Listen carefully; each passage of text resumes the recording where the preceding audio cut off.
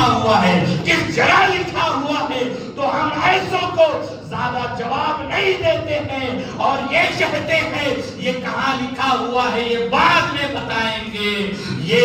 یہ میلاد منانا سنیوں کی قسمت میں لکھا ہوا ہے،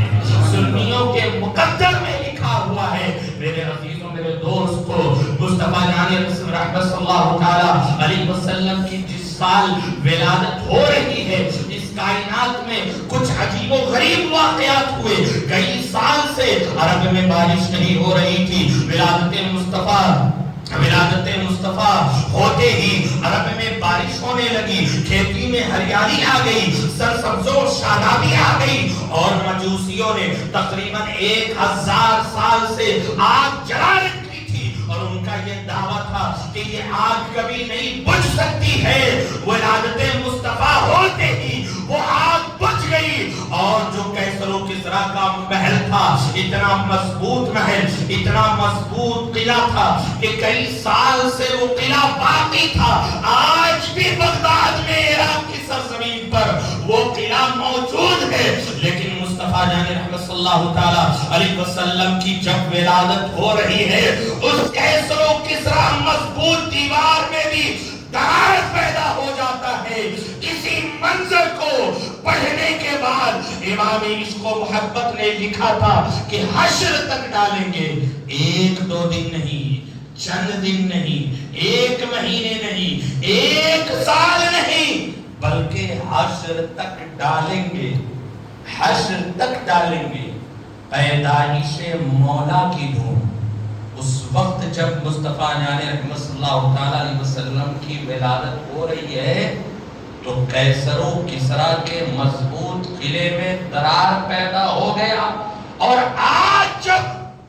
ہم مصطفیٰ جان رحمت صلی اللہ تعالیٰ علیہ وسلم کا میلاد مناتے ہیں، بازاروں میں جھنڈا خریدنے جاتے ہیں، روشنی کرنے کے لیے لائٹ لینے جاتے ہیں، لائٹنگ کرتے ہیں، کنکمے لگاتے ہیں، گلی اور کوچوں اور گلیوں کو سجاتے ہیں، تو آج بھی کچھ لوگوں کو مرچی لگتی ہے۔ اسی کو اعلیٰ حضرت نے کہا کہ مثل فارس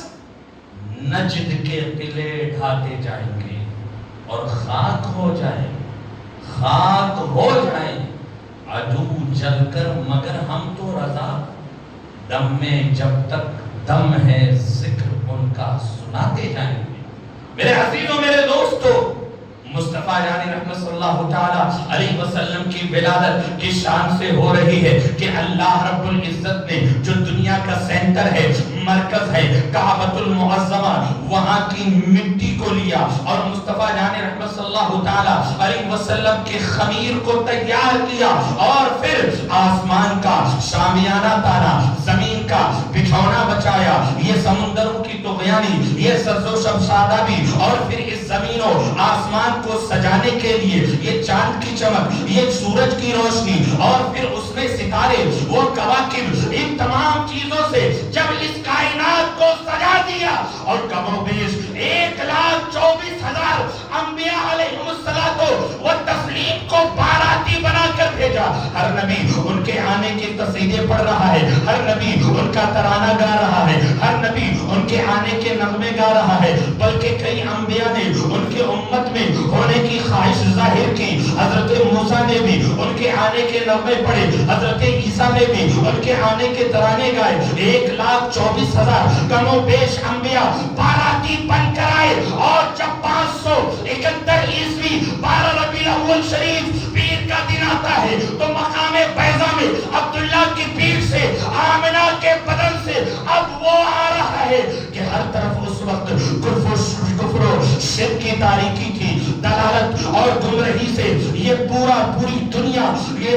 دنیا کفر و شرک میں جی رہی تھی، کفر و شرک کی تاریکی اور اندھیرے میں جی رہی تھی۔ لیکن جب 12 ربیع الاول شریف پیر کے دن عبداللہ کی پیٹھ سے، آمنہ کے بدن سے مقام بیضا میں وہ آقا اور نعمت، وہ آقا نعمت مصطفیٰ جان رحمت صلی اللہ تعالی علیہ وسلم تشریف لاتے ہیں۔ اس آقا کو اللہ نے اپنے نور سے بنایا، اور یہ پوری کائنات مصطفیٰ کے نور سے بنی ہے۔ سبحان اللہ سبحان اللہ. یہ پوری کائنات مصطفیٰ جان رحمت صلی اللہ تعالی علیہ وسلم کے نور سے بنی ہے. اس لیے شاعر نے کہا ایک عرب نے